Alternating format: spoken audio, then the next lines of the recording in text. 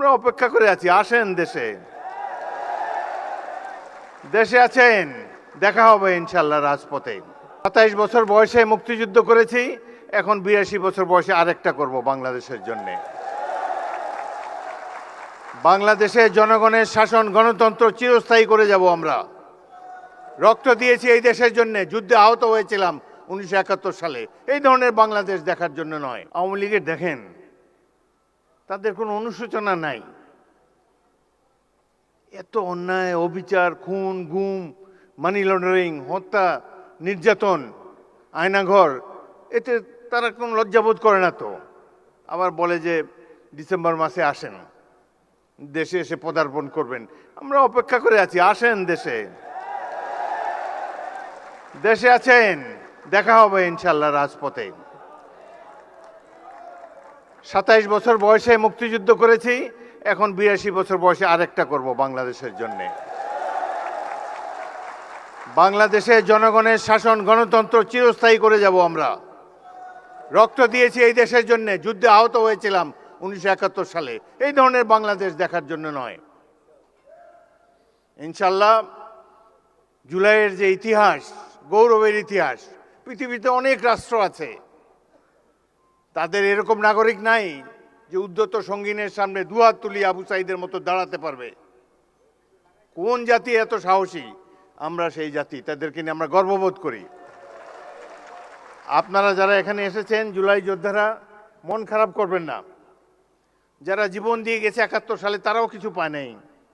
আপনারাও যা প্রাপ্য হয়তো পাবেন না, কিন্তু এই সরকারের কাছ থেকে নিশ্চয়ই সম্মান আপনারা পাবেন। আমরা সেই সম্মান আপনাদেরকে দেব।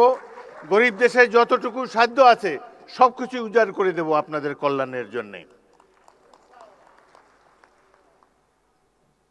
বাংলাদেশের এই সরকারের সবচাইতে গুরুত্বপূর্ণ কাজ জুলাইতে যারা আত্মাহুতি দিয়েছে সেই সব পরিবারের রক্ষণাবেক্ষণ করা। এটাই সবচাইতে পবিত্র দায়িত্ব। যারা আহত, চোখের দৃষ্টি হারিয়েছে, অঙ্গ হারিয়েছে, তাদেরকে সুস্থ করে তোলা এই সরকারের পবিত্র দায়িত্ব। ইনশাল্লাহ আমরা সবাই মিলে সেটি পালন করব।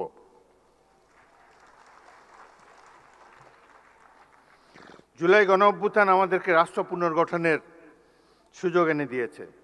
আমাদের লক্ষ্য হওয়া উচিত একটি গণতান্ত্রিক, ন্যায়ভিত্তিক, দুর্নীতিমুক্ত বাংলাদেশ, যেখানে প্রতিটি নাগরিক সমান অধিকার ও মর্যাদা পাবে।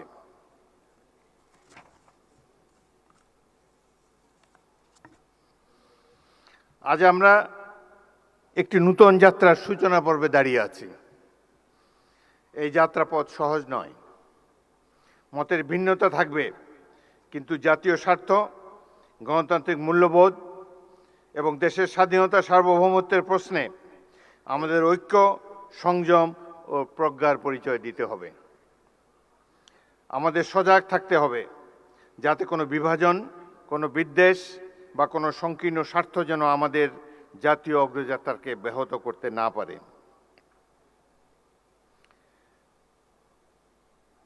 আজকে এই দৃশ্যটি একেবারেই অনভিপ্রেত ছিল। ভুল ত্রুটি তো হবেই মানুষের, সেটি আমরা সবাই মিলে শুধরে নেব।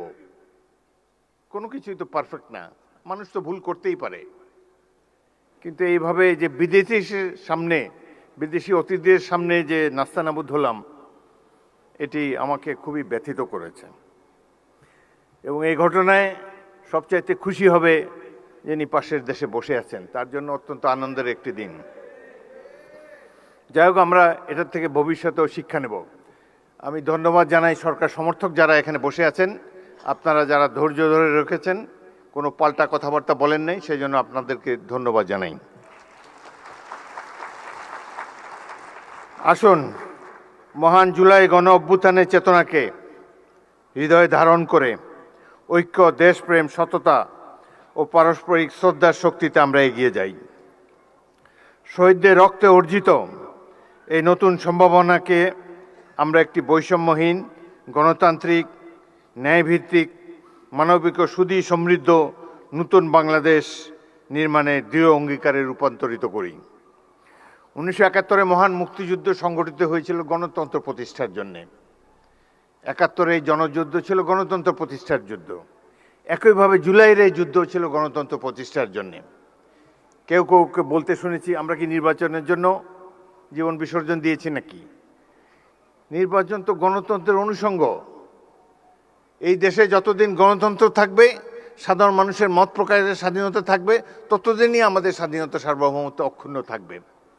সুতরাং গণতন্ত্র কোনো হেলাফেলার জিনিস নয়। যাদের জনগণের সামনে দাঁড়াবার শক্তি নাই, যাদের সেই অতীত নাই, জনগণ জনকল্যাণ যাদের মাথার মধ্যে নাই, তারা নানা ধরনের তত্ত্বে সমাবেশ ঘটাবে। অনেক কথা বলার ছিল, কিন্তু রাষ্ট্রপতি হিসাবে সব কথা বলা ঠিক না। ঐক্য বিনষ্ট হয়ে এরকম কোনো কথা বলতে চাই না। আমি খুবই সামান্য মানুষ। এখানে যা কিছু সম্মান দিয়েছে আমাদের দল দিয়েছে, জনগণ দিয়েছে, মহান জাতীয় সংসদ দিয়েছে। আমি ক্ষুদ্র ব্যক্তি, কিন্তু একটি বড় চেয়ার আপনারাই দিয়েছেন, সেখানে বসে আছি। চেয়ারের মর্যাদা যাতে সবসময় থাকে, সেই জন্য, আমার জন্য নয়, চেয়ারের মর্যাদা রক্ষার জন্যে, বাংলাদেশের মর্যাদা রক্ষার জন্যে আমরা প্রত্যেকটি নাগরিক সচেতন থাকব, এই কামনা করে বিদায় নিচ্ছি। আপনাদের সবাইকে ধন্যবাদ। প্রথমবারের মতো প্রবাসীর সিটিতে শুরু হলো কমার্শিয়াল শপ বরাদ্দ। আপনার ব্যবসাকে দিন একটি আধুনিক ও সম্ভাবনাময় ঠিকানা। একই সঙ্গে নিশ্চিত করুন ভবিষ্যতে লাভজনক বিনিয়োগ। সীমিত সংখ্যক কমার্শিয়াল স্পেস এখন বুকিং চলছে। স্ক্রিনে প্রদর্শিত নাম্বারে আজই যোগাযোগ করুন এবং আপনার পছন্দের শপটি বুকিং নিশ্চিত করুন। স্পেস সীমিত, তাই দেরি নয়, আজই বুকিং করুন। প্রবাসীর সিটি, আপনার ব্যবসা ও বিনিয়োগের স্মার্ট সমাধান।